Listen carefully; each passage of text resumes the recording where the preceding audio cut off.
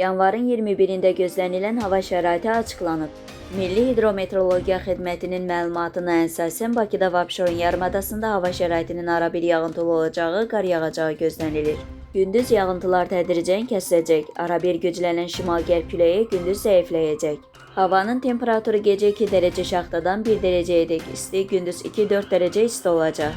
Atmosfer təzyiqi 767 mm civə sütunundan 771 mm civə sütuna yüksələcək. Nisbi rütubət 75-85% təşkil edəcək.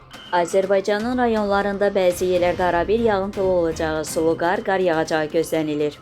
Ayrı-ayrı yerlərdə intensivləşəcəyi ehtimalı var. Gündüz yağıntılar tədricən kəsiləcək. Bəzi yerlərdə arabir duman olacaq. Mülayim qərb küləyi əsəcək. Havanın temperaturu gecə 2-6 dərəcə şaxta, gündüz 3-6 dərəcə isti. Dağlarda gecə 10-15 dərəcə, yüksək dağlıq ərazilərdə 17-22 dərəcə şaxta, gündüz 3-8 dərəcə şaxta olacaq. Əsasən dağlıq və dağətəyi rayonlarda yollar buz bağlayacaq.